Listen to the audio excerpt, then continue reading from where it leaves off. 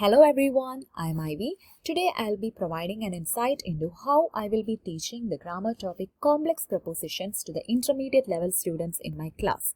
So here we go. Let us begin with learning outcomes. So the students belong to the intermediate level and they already have some idea about prepositions.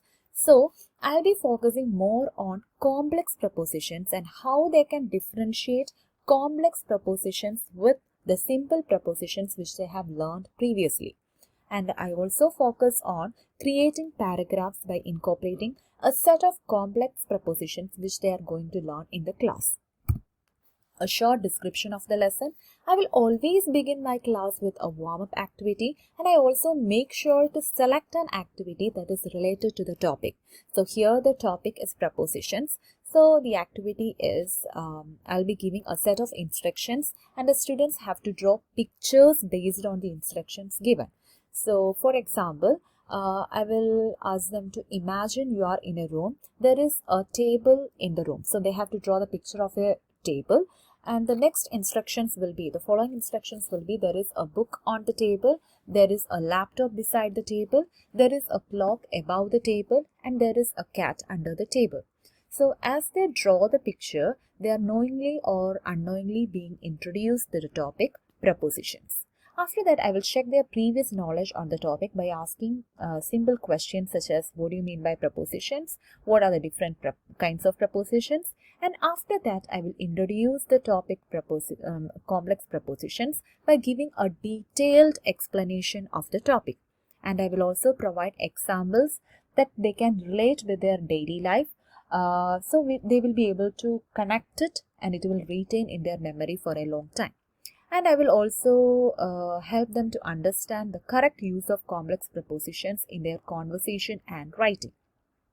The next step is recapitulation, and I believe it is an important step in teaching and learning process because here we are summarizing the concept and it will help in the reinforcement of the topic, and the teacher will be able to check how much the students have understood the topic, and finally the students will be able to connect their previous knowledge with the new concept that they have learned in the class.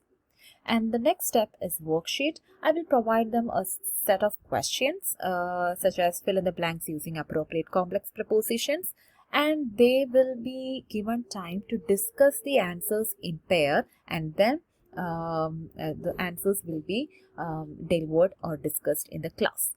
And finally, it is the task. Here the task given is to observe the picture and create a descriptive paragraph integrating prepositions given in the list below. Since it is their first class on complex prepositions, I will give them a set of words which they can incorporate in their descriptive paragraph. But they can come up with more complex prepositions which is not in the list, and it's not necessary that they have to use all the complex prepositions which I have provided. And the task will be assessed based on a holistic rubrics, because here I need to get an overall understanding of the writing. So whether the child or the student was able to write it by incorporating complex preposition effectively and by using appropriate language. That is what I'm going to assess here. Since it is an assessment at the end of a lesson, I consider it as a formative assessment. So it will help me to give feedback during the learning process. And I'll be assessing how organized, creative and error-free the work is, and whether they have accurately incorporated complex preposition and whether it is being presented coherently. And holistic rubric is always time-saving, I believe.